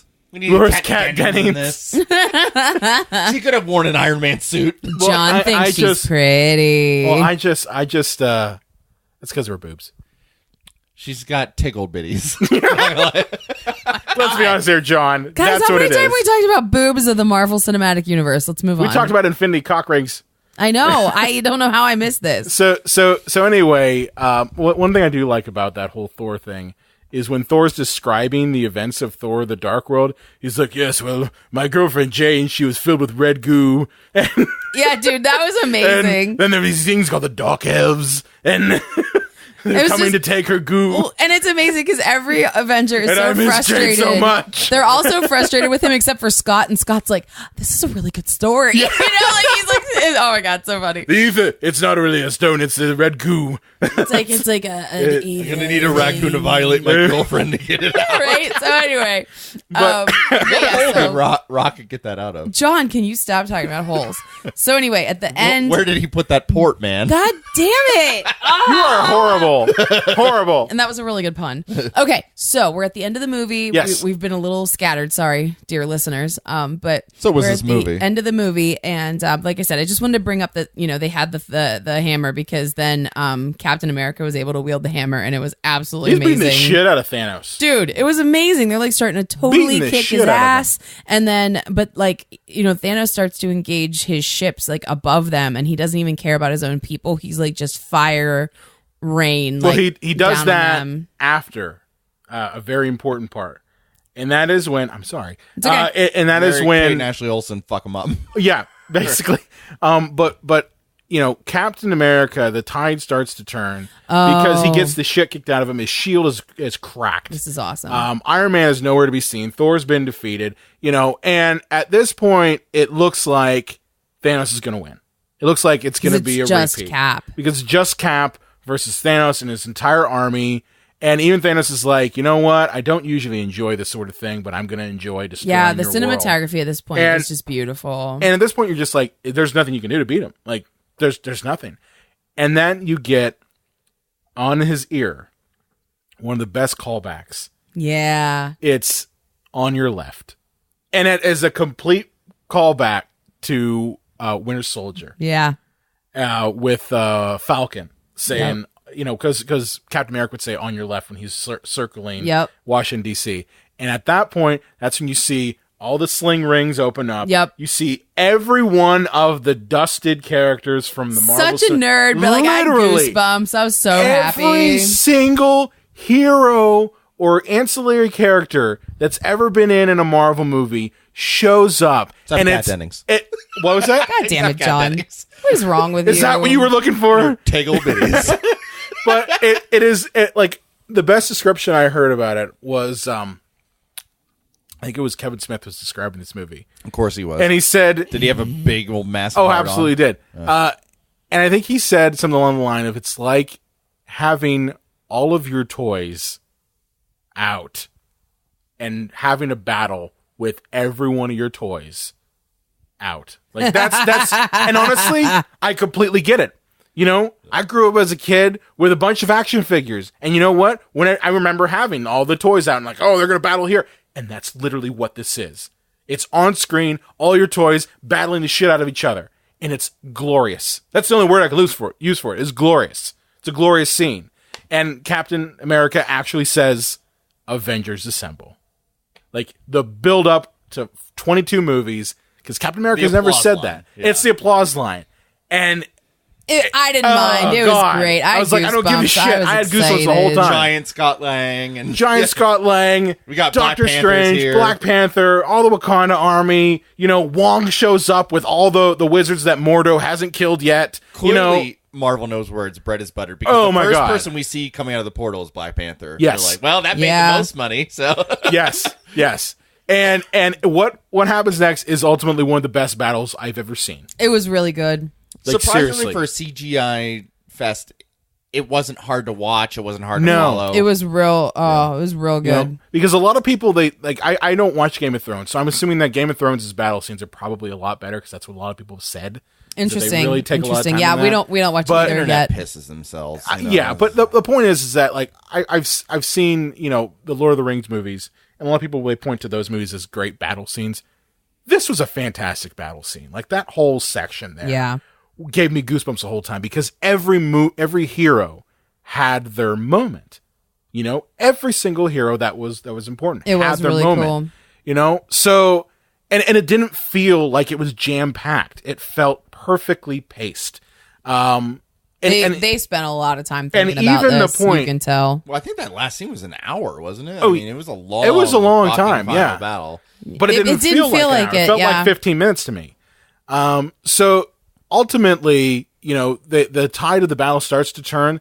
The Avengers start to win, and Scarlet Witch really is pissed off at Thanos, and you get the feeling that Scarlet Witch probably could defeat Thanos all by herself. Yeah, she was because so she basically furious. is like killing him. She's like taking his armor off, like she's the Hellfire. And he calls for the Hellfire, which disrupts the whole battle. Which I thought was bullshit because like he killed most of his own army, but didn't kill any of our characters. No.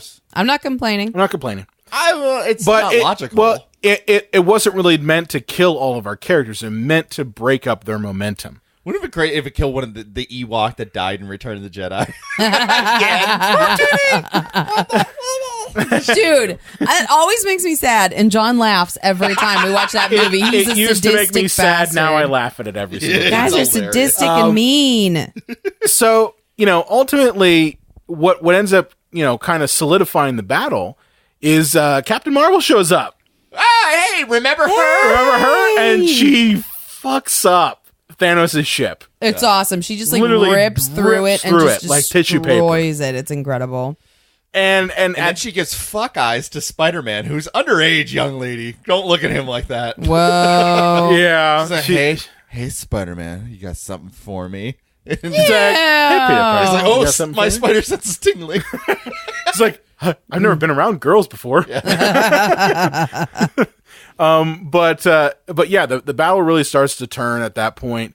And this is then when we get kind of the climax, which is Iron Man versus Thanos. And they start to go at it. They start to each try to reach for that, Stark Doctor gauntlet. Strange gives the finger. Because he does. He gives the finger. Because Iron Man tells him, he's like, is this, million. well, he's like, is this what you meant? And he's like, I can't tell you how this will end or else you won't happen. Which at that point, I'm like, yeah, he's going to fucking die. Yeah. Because if you tell someone you have to die for this to win, they're not going to do it. I don't know. I think Tony would have. Well, it's like on The Walking Dead when a character that gets no screen time gets an entire episode dedicated to them. I'm like, oh, they're dying. Yeah.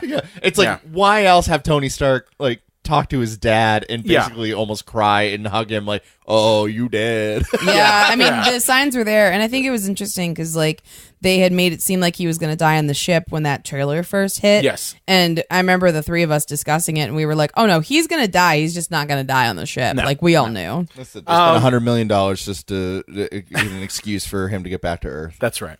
It's fine. So ultimately, Doctor Strange, because Thanos gets the gauntlet and he's ready to do his whole snapping thing again. His duty.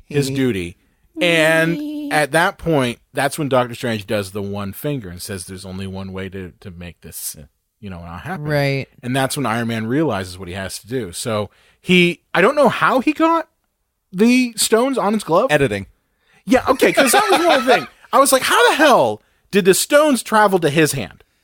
I get. And the thing is, why is the glove that he has on his Iron Man outfit have the holes for the right. Infinity Stones? Well, I guess it's nanotech. The stones were built into Stark technology on the gauntlet that they made. So I guess the thought is that all Stark technology is now synced to the stones, so and that's moved how over he to was him? able to move them. I mean, I guess I so. don't love it, guys. I'm not gonna lie, it's fine. That part I would have liked to have seen at least one shot where something takes the stones or something like that.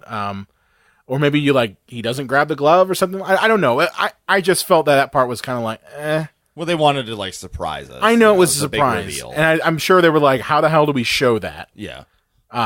So yeah, Tony's normal glove has the stones now on him, and you could tell that it's killing him because the radiation, they're insane. I mean, they're so insane. powerful. And as I said, this is human technology. This is not Asgardian, metal or anything like that.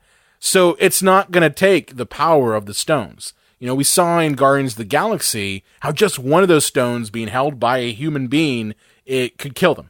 Oh, yeah, and that's how we figured out that Star-Lord wasn't human. Yes. So ultimately, having all six is going to kill you.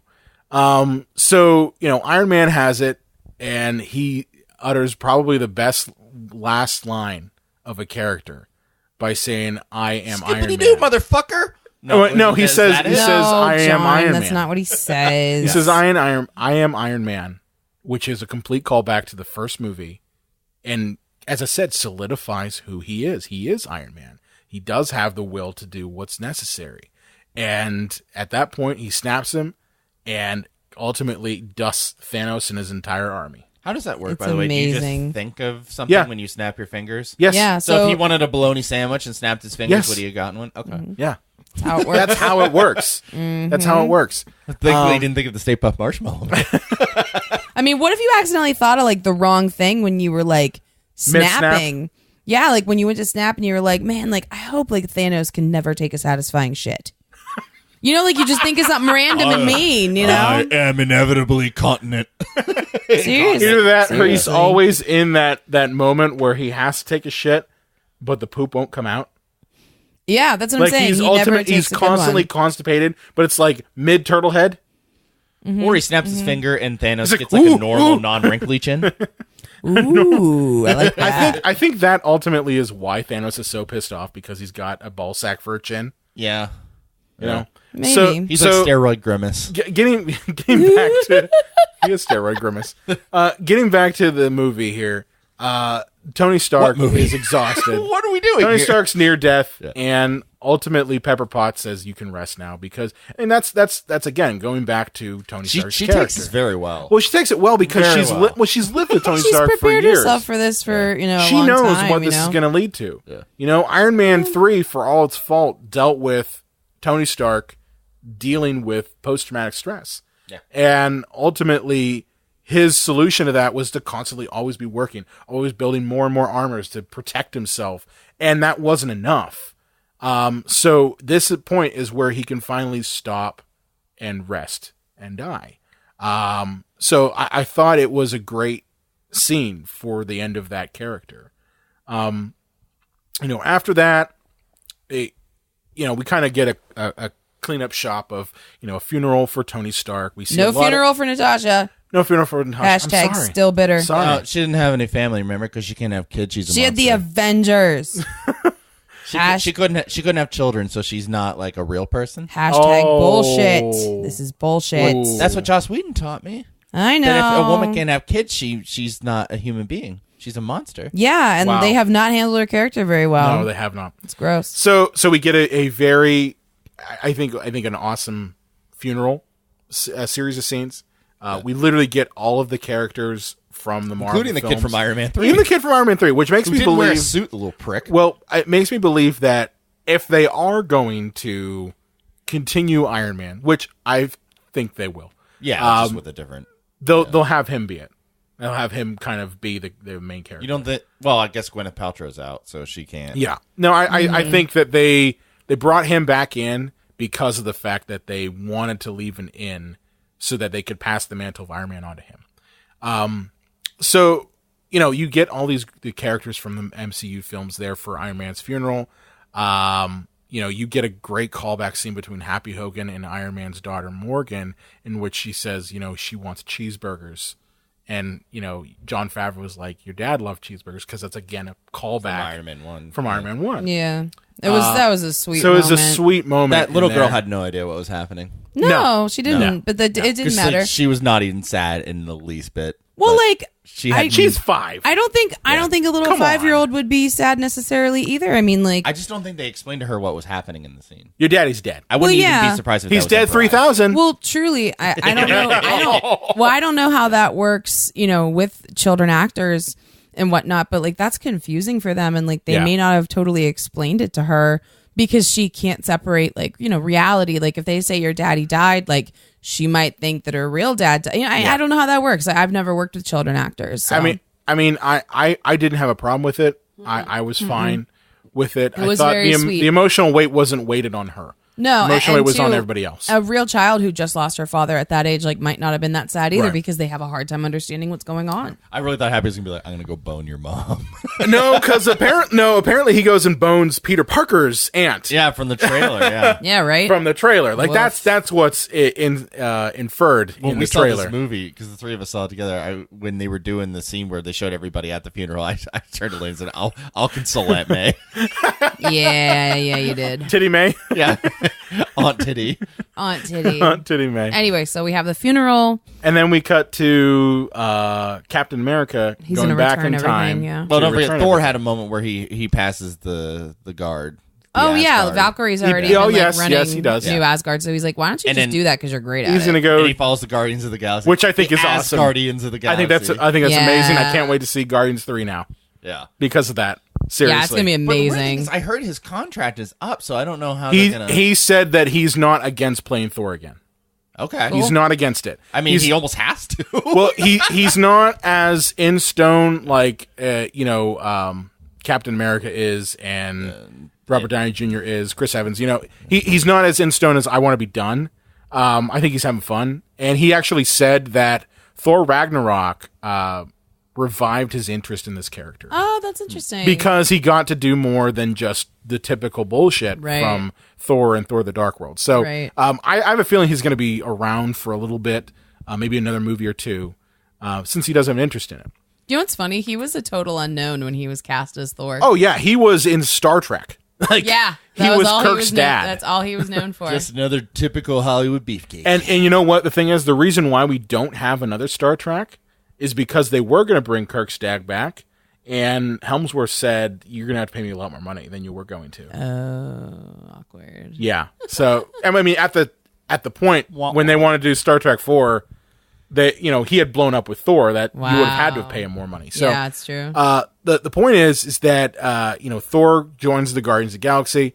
We also don't know what's going on with Gamora at this point, because the Gamora that we're seeing is the past Gamora. Yeah. Right. And Nebula stayed with the Guardians, but Yes. she's gone. And that was like a little creepy that Quill was like looking for her, like searching the galaxy for her He face. loves her. He loves her. He loves her. It's like Star Trek 3, The Search for Spock. It's going to be Guardians of the Galaxy 3, The Search for Gamora. I mean, but like you can't make someone love you that doesn't. I don't know. Gamora does. She. Well, I mean, the dead future one did, and Yes. now this past one doesn't love him. Yeah, But she will. she will. I guess. I don't know. It's inevitable. It's a little Chris creepy. Pratt. She'll fall in love with him. It's a little creepy. So then we get the time travel scene with Captain America going back and returning the Infinity Stones as well as Thor's hammer. Fucking hated this. I know you did, because of course you would. Of course you would. So at this point, Hulk tells Cap, hey, just return them back to where they were, and the timeline will be restored. Don't Yeah. fuck with time. Don't fuck with Cap, time. because you want to get some sex. And they were like, well, how long is it going to take him? They're like, for us, it'll take like 5 minutes. For him, it could take forever. Yeah, As long as however he long as it needs. takes.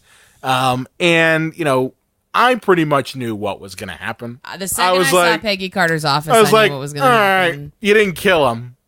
This is the only way.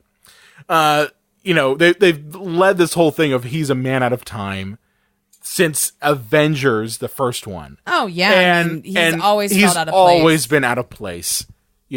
So I knew this was the only way that it was going to end for him. I did not think that he was going to die. Everyone's like, "Oh, Captain America's going to die." I'm like, Yeah, fuck I didn't you. think so either. They're not going to kill him. Well, So see, I thought before I saw a second of this movie, I thought it might be him because I thought they weren't going to let Robert Downey out of his contract. well, I'm gonna get to why I don't think he's done, because I don't think he's done. I really don't. But so Cap, he goes back in time, and we don't see him again.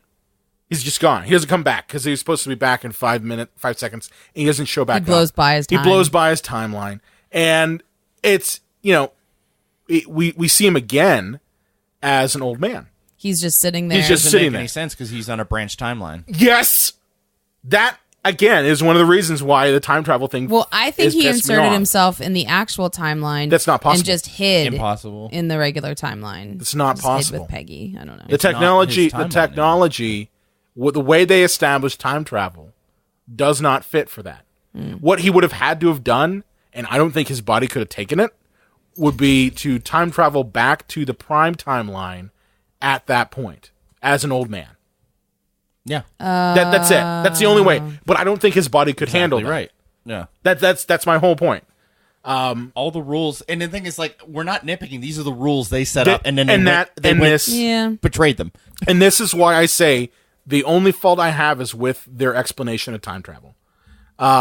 So Cap as a very old man, which they did a great job, by the way, of aging him. Yeah. Like doing any type of old age. Yeah. I don't think it was makeup. I think it was all digital. I can't Yeah, believe it it was was digital. CGI. It looked It was like CGI. makeup. I can't believe it was CGI. But it was- It's the same thing they did with Peggy Carter in Civil War. Yeah, they It did looked in Civil War. amazing. But Oh my God, it looked was incredible. Truly amazing. Like honestly, old age anything is one of the hardest. Oh, yeah. Illusions to create, and it absolutely sold it for me.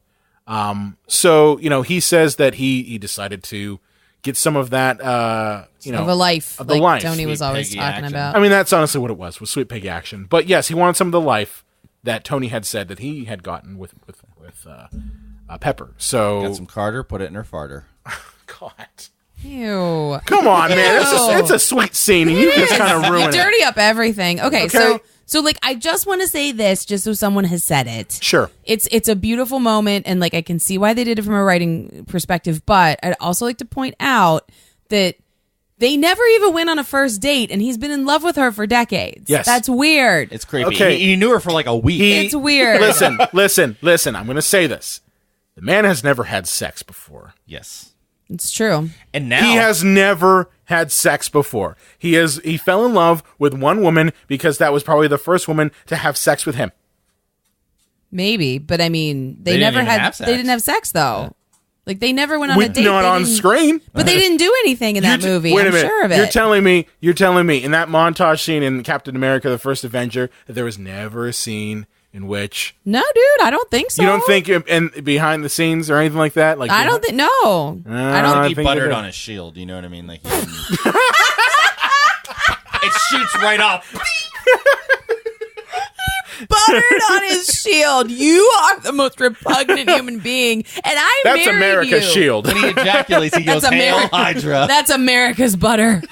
Oh my god. That's America's jizz. Sometimes I wonder why I married you, Willis Croft. I know. So yeah, I I'm sorry. you kind of derailed the whole fucking As show. always. And by the way, your dog is trying to eat our cables here. Oh, Yeah. no. So yeah, I felt that that it was his first love, and honestly, like that's it. Of course, he's gonna want to go back to her. So yeah, you could say that he didn't have any sort of point of reference for a relationship, but I don't know.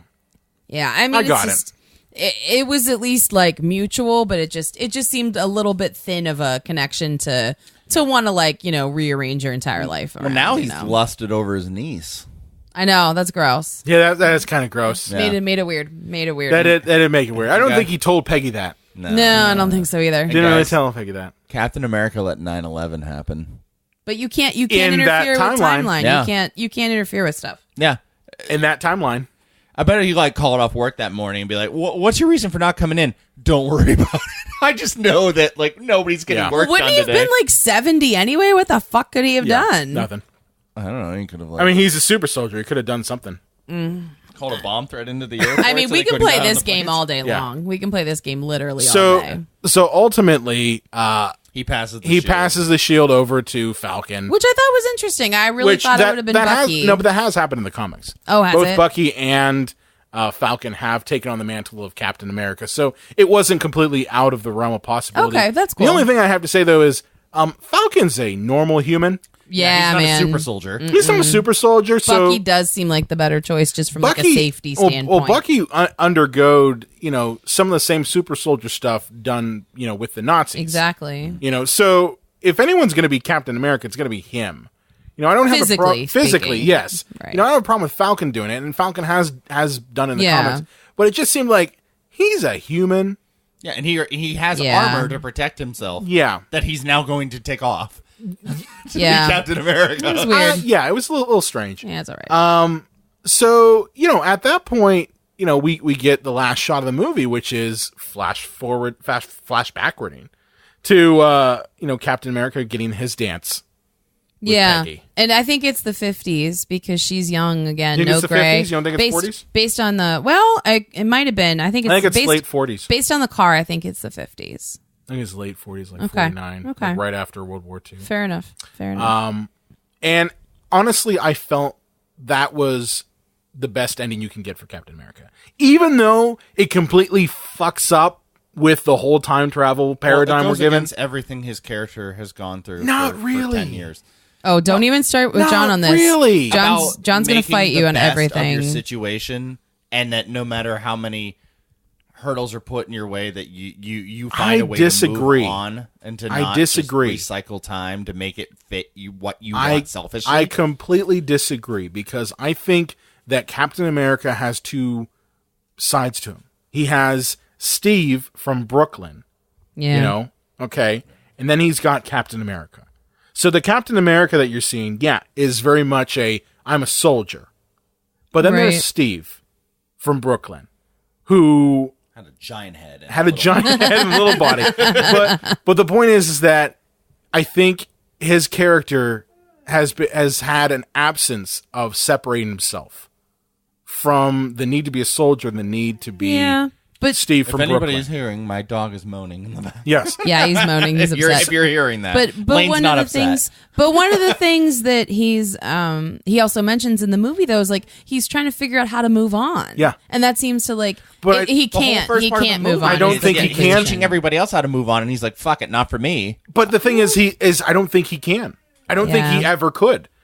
Because even in Age of Ultron, the one thing that Scarlet Witch shows him in his like delusion is that he, as a soldier, can never move on. That's why he's not worthy enough to lift Thor's hammer, because he is always fighting. He is always in a fight mode, and he cannot resolve himself with his own issues. And then he literally fights himself in his time heist and realizes like how tiring it is to fight himself. So I thought that it was the perfect end to him. I think if he just died, if Thanos just like fucking murked him, that it would feel that would have empty. been disservice. And that would have been disservice. Definitely. So the man's been talking about how he's never gotten that dance with Peggy, and how Peggy was his girl, and that's been a consistent thing. Mm-hmm. So there really was no other ending for him other than going back in time. If time travel is present, of course he's going to go and take that. Because he's only human. That's the first time that Steve Rogers has ever done anything for himself. Yeah, everything has always been in the service of either the country, or for good, or for the Avengers, or for stopping Hydra, or for stopping Thanos. It's never been about him. Yeah, it's always been about the mission, and that's the point where where Captain America ceased to be Captain America, and he's now Steve from Brooklyn again. Yeah, so I was fine with it. That didn't really bother me that much. I'm still Steve from Brooklyn. I had a little, now I got a lot.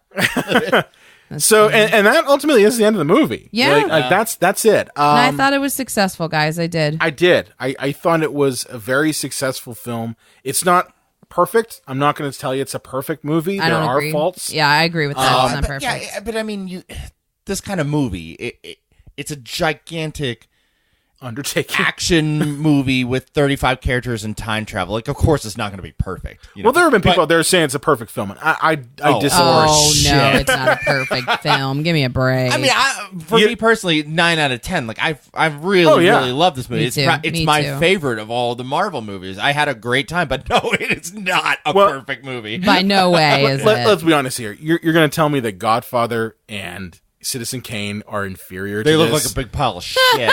Like, yeah, that's not a seriously. Bergman. We're going down that path here. The Russo brothers. I would say it's probably a perfect blockbuster film. It's a great blockbuster. I would say it's a perfect blockbuster film compared to other stuff that's come out. I would say it's damn near perfect to a perfect Marvel film. Agreed. People were saying this shit when The Dark Knight came out. Yes. And then we all kind of came down and said, no, it was just really, really, really good. Right. The people will We settled calm our down. shit. Yeah. I mean, They'll sober up and be I like, would say okay. I would say it's a perfect superhero film. They did a great job with it. Yeah. Wouldn't you really make that did argument? pay off. Yeah. Because I think we've said before that Dark Knight isn't really a superhero. a superhero movie. And same with Logan. Logan isn't a superhero movie. This is a perfect superhero film. I will say that, but I'm not going to say that it's a perfect film. It's not. There are some things in it that I think, were skipped and kind of skimped on because they realized we have 3 hours, folks, and we have a lot of ground to cover. Yeah. So, while it's not perfect, it's damn near good. Yeah. Yeah, so that's all I got. I'm curious to see where they go from here. And now, I mentioned before why I don't... Phase 3 doesn't end until Spider-Man, the Spider-Man movie, which is strange that they... Far From Home. They didn't finish with this movie. They always need a palate cleanser. Yeah. Phase 3 ends with the next Spider-Man, and then we go to Phase 4. Phase 4, which that's going to be fun. Mainly because, literally they have to start from scratch. Yeah. Maybe. And this is why I say... I think they're going to lose some audiences. I think everybody saw this as the end of the Marvel Cinematic Universe, and it's far from over, but I think people will see it that way. Well, remember how I said coming out of the theater that I will not throw it past Marvel after at least a couple movies come out, and they realize, oh God, we're not getting nearly as much traction. If you start to see Chris Evans and Robert Downey Jr. show back up again. Yeah. Yeah. I would not throw... Now, well, that's what I'm saying. Yeah. I would not throw it past them to, ride up to Robert Downey Jr.'s house with a Mack truck full of money and saying, please come back. We know you're dead, but we figured out a way that we could bring you back. Yeah. Because let's be honest here, folks, this is a comic book movie. And if there's one thing, if there's one thing that we know from comic book movies is that no one really is dead. Except Uncle Ben and Thomas and Martha Wayne. That's right. I mean, those people are dead as doornails, but They're the only ones that actually die. but superheroes, for the most part, don't die. In comic books, especially in Marvel, they have a way of bringing people back no matter what. So, like, Captain America's died a bunch of times. Iron Man's died a bunch of times. Right. I wouldn't be surprised if they said, yeah, that Iron Man who died wasn't the real Iron Man. That was a life model decoy, or was a Skrull, or some other shit. It's a Skrull. It's some other shit. Some other cop-out shit, because Marvel made a mistake with killing Robert Downey Jr. Yeah. I would not be surprised that, especially because of the fact, I say Robert Downey Jr. more or less than Chris Evans, because, Marvel has always been the vehicle for Robert Downey Jr. Like, he built the whole franchise. It's what keeps him off the sauce. It's what, right? No. But the point is I think that he's gonna have a big Coke party now. John, that's horrible. No, He's in that's recovery. horrible. That's horrible. But I really believe that they'll bring him back in cameo fashion. They'll bring him back as an AI. Well, even dream sequences or dream flashbacks. sequences, Or as he's an like AI. recorded a million of those like Yes. holla videos. Yes. You know? Holla. Yeah. So yeah. I don't think he's dead. Yeah. All right, guys. So Well, this episode's been quite lengthy. Yes, it has. Anything else we should mention? One last thing, because I think this is very interesting. When Tony Stark's daughter Morgan says, "I love you 3000," there's a little bit of interesting. Have you heard about this, reasons. Brian? No. It's gonna reason wreck you. That I love you infinity, or I love you a million, or something like would make a little more sense. I love you 3000. The reason she said that was because if you add up the runtime of all these movies, including the next Spider-Man movie, it's 3,000 minutes. Oh Jesus! And it's from the directors. Yeah. Saying like, "We love you 3000," like for sticking through all this Jesus with us. Christ. Yeah. That's adorable. I love it. That's insane. I'm so happy. That's It makes me insane. happy. Well, it's been a fun ride, guys. I know. This is like a big chapter that is like mostly I'm closed. curious I to hope see you what guys happens liked next. Endgame as much as we did. Yeah. These episodes are harder because we all in agreement. I feel like we talked about a lot though. Like we got through But it. we've got some episodes coming up that are going to be a lot of fun. We've got next week. Got Mommy Dearest. Oh, For Mother's Day. Mother's Happy Mother's Day. And I mean, honestly, I almost wanted to go with Flowers in the Attic. Oh, that'd have been a good That one. would have been a good one too. But Mother's Day, Mommy Dearest is a more well known. That's my alt rock band. That's Flowers your- in the Attic. And then after that, we're going to be reviewing Catwoman. Yeah, I mean, That's like, a pantheon. Let's keep the comic book thing going. That's You know? right. Yeah, That's right. perfect. The greatest comic book movie of all time, Catwoman. Yeah. No. No, it's not. Well, it's the greatest comic book movie starring Halle Berry. We'll just say Oh my god. No, it's not. All right. Well, I think it's time to sign off, It guys. is. It is. So, John, where can they find you at on the Twitter machine? the Unreal J Wolves, I think, is where I can be found. Yes, that is where you can be found. And I Lynn? can be found at LA_Croft. Thanks for getting my Twitter handle last week, by the way. You can find me at Brian Carrington. I also run the Psycho Shows page. Be sure to like us on Facebook, Twitter, and Instagram at Psycho Show. You can also find us on the Epicast Network, epicastnetwork.com. If you have any favorite movie or question that you would like to throw our way, or you want to talk to us about how we ruined your childhood by spoiling Avengers Endgame, you can contact us at cinemapsychoshow.com. Make sure to subscribe to us on Apple Podcasts and iTunes, and we will see you next time. I love you guys, 3000. Aww.